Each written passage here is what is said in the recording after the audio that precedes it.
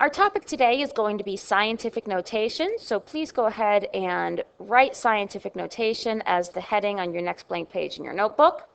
And our objective is going to be, I can write numbers in scientific notation and convert scientific notation to standard form.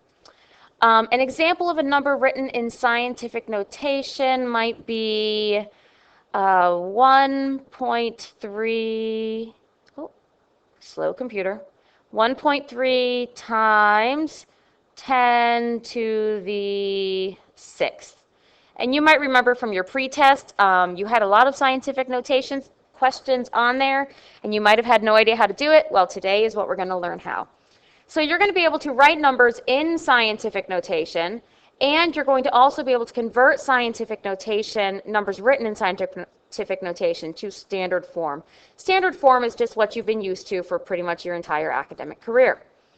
So on that same page where you wrote your objective, oh, I don't want that, go away. On that same page where you wrote your objective, I want you to make a guess. I want you to guess how many miles Pluto is from the sun.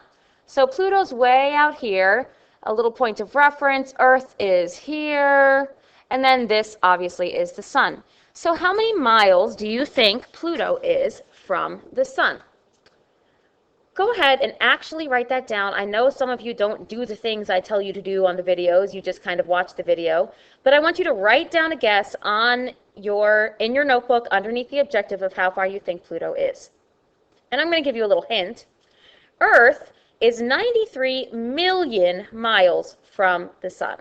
So this distance right here is 93 million miles. That might give you a little bit of an idea how far away Pluto might be. So write your guess down.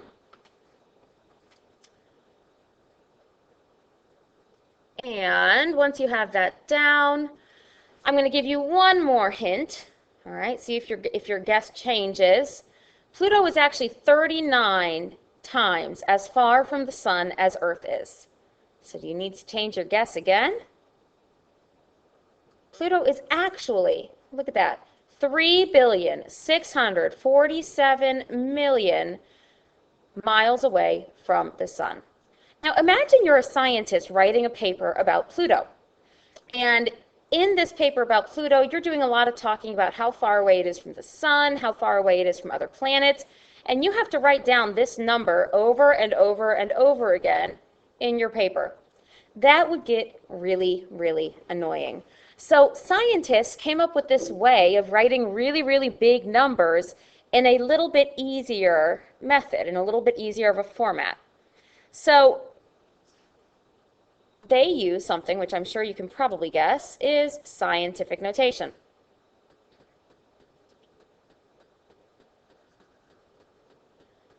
Imagine when you are dealing with numbers that are so big. We're talking numbers that are, hang on, my computer is being really irritating. Numbers that are like 3.6 billion, okay? And you're having to add and subtract and multiply and divide them and do all sorts of calculations. It would be really, really easy to make a mistake with this. And actually, that is just what happened to scientists working on a Mars exploration rover, okay?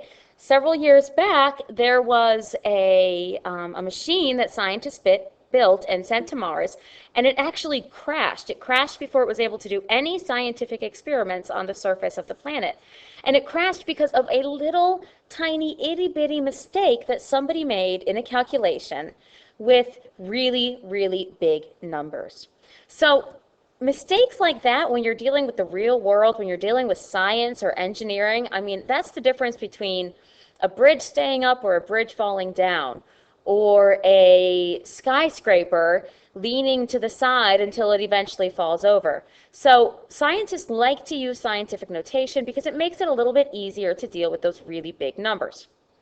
So the first thing we need to learn how to do with scientific notation is how to write it, okay? So this definition of scientific notation is a good one. It's a nice, simple one. It's a shorter way to write a big number. And all scientific notation is written in this form. Please write this in your notebook. You can still do it on that same page where you made your guess for Pluto. A times 10 to the nth power. Okay, we've been dealing with powers a little bit, so we can have like 10 to the 6th power, or we could have 10 to the negative 3rd power. Okay, we know how to deal with those.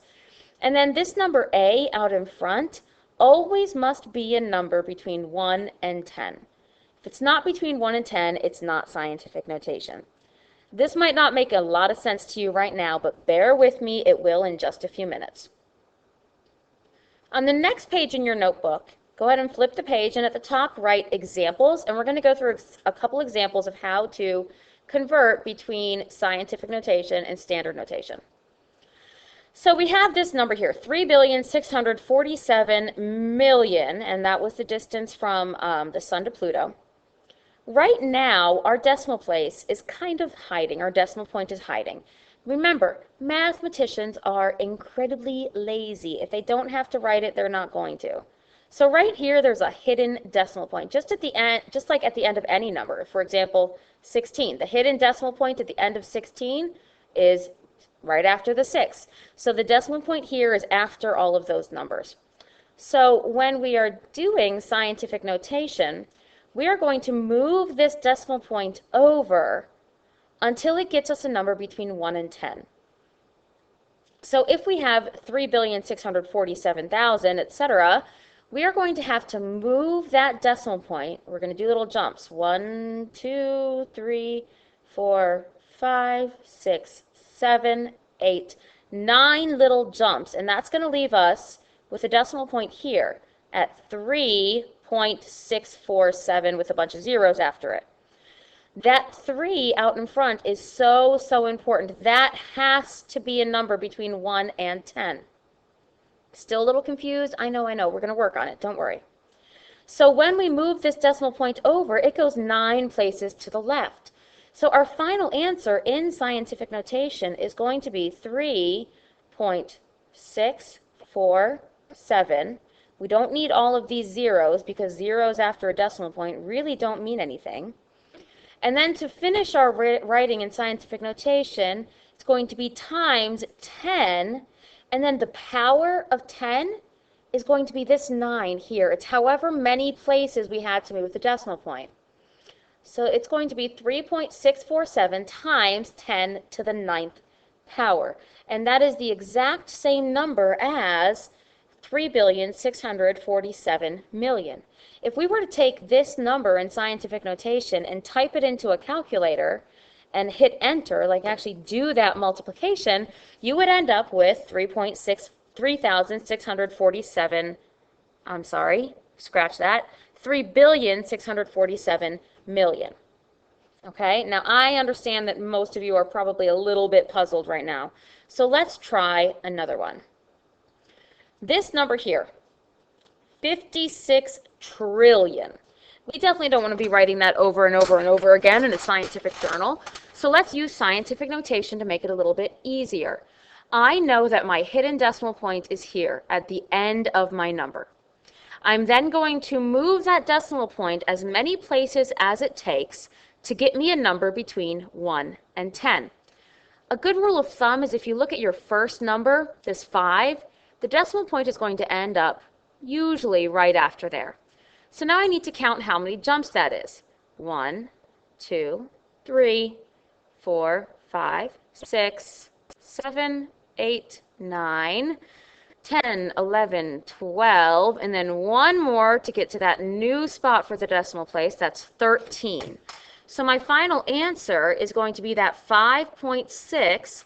We can leave off all of these zeros because they're after our new decimal point, times 10 to the 13th, because that's how many jumps we had to take.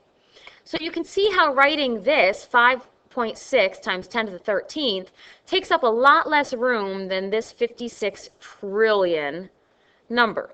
And that's what we're looking for. It's easier to write, and it's easier for mathematicians to do calculations with. All right, so let's try another one. I want you to try this one on your own. See what you can do. Pause the video, and then I'm going to reveal the answer in just a minute. Okay, you should have gotten 2.305 times 10 to the 12th. Our hidden decimal point is right here at the end. We know it's going to end up here between the 2 and the 3. And so we're going to have to count our little bumps. 1, 2, 3, 4, 5, 6, 7, 8, 9, 10, 11, 12. So we have 2.305. None of these zeros matter because they're after the decimal point where the new decimal point is, times 10 to the 12th because we moved the decimal point 12 spaces. All right, guys, that's as far as I'm going to take it tonight for homework. For your reflection, I want you to tell me, oh, that's the bell, hang on. I want you to tell me what you're confused on with this still. What in this presentation didn't make any sense to you? It's only a 10-minute video, so if you need to rewatch it, please do so. And make sure you leave that good comment about what specifically was confusing to you. Have a good night.